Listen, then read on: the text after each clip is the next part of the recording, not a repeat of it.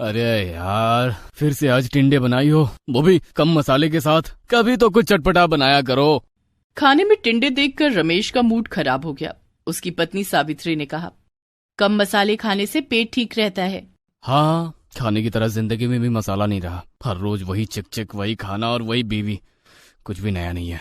रमेश और सावित्री की शादी को 10 साल हो चुके हैं और रमेश अभी इस शादी से पूरी तरह से पक चुका है। रमेश हमेशा से एक बच्चा चाहता था, लेकिन उन लोगों को बच्चा भी नहीं हुआ। ऊपर से सावित्री हर रोज एक जैसा ही खाना बनाती थी, इसीलिए रमेश के जीवन से खुशी नाम की चीज गायब हो चुकी थी। रमेश हर रात को छत पर जाकर सोचता था, क्या फायदा हुआ शादी का, खुशी तो दूर दूर तक नहीं है। ऐसे कब तक चलेगा? अभी तो डिवोर्स भी नहीं कर सकता। ये शादी नाम की चीज से तो दिल ही उठ गया है मेरा। अगले दिन रमेश वही घिसा पिटा खाना खाकर ऑफिस के लिए निकल ही रहा था कि तभी उसने देखा उनके पड़ोस वाले घर के सामने एक गाड़ी आकर रुकी।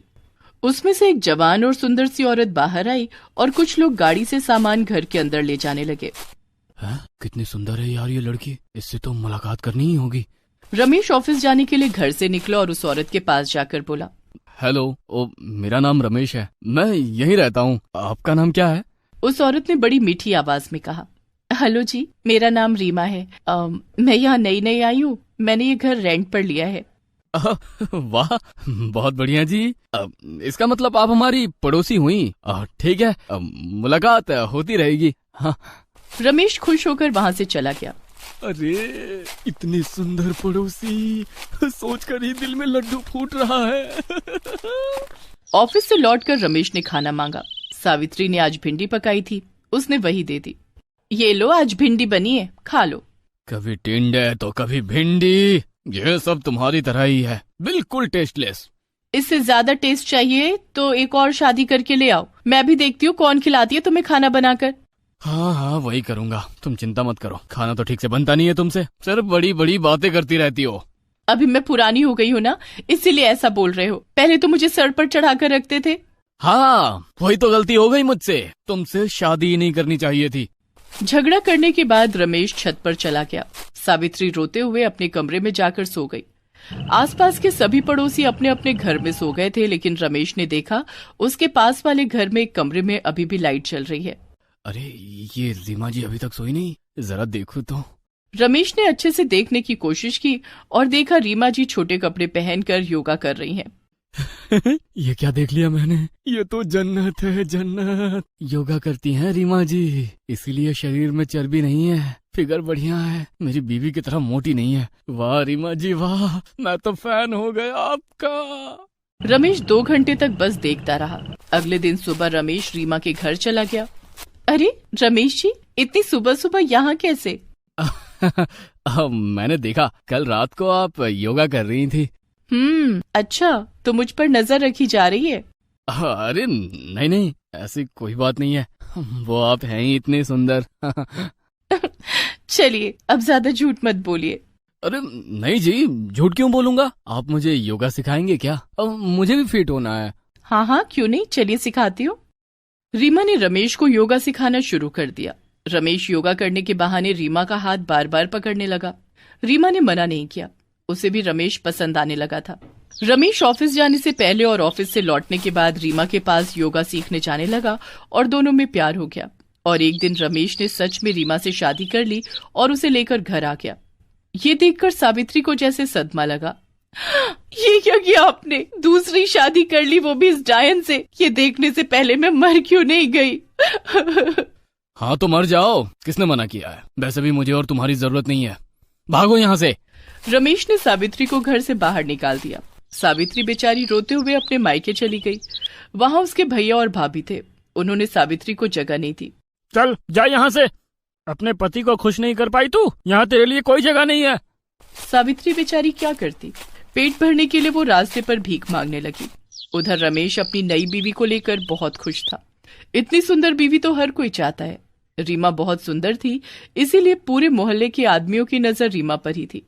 अरे, इस रमेश ने रीमा को पटाकर शादी कर ली, काश रीमा मुझसे पट जाती।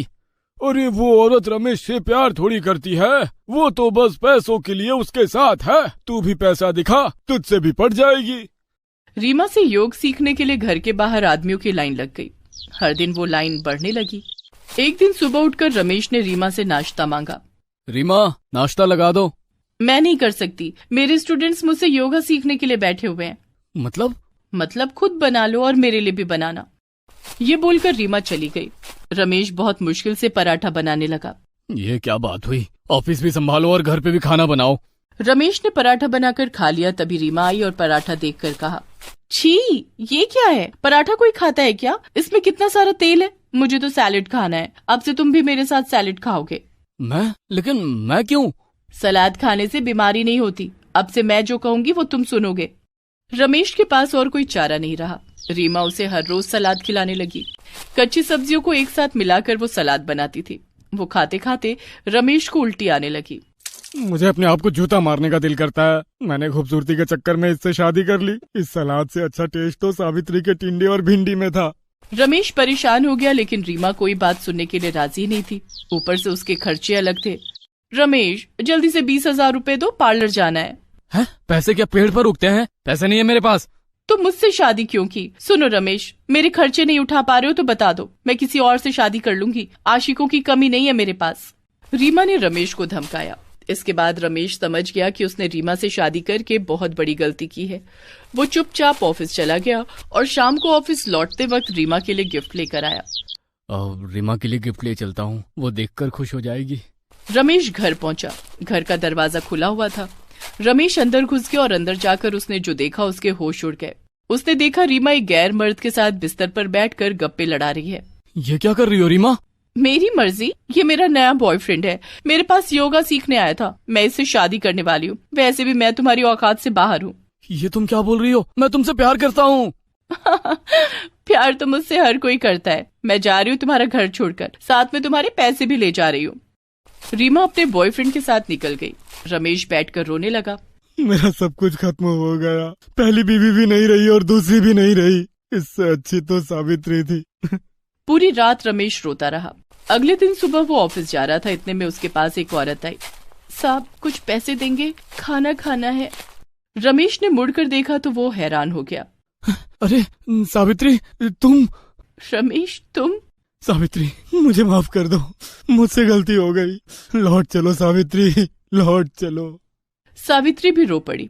आखिरकार सावित्री ने रमेश को माफ कर दिया और वो दोनों घर लौट गए।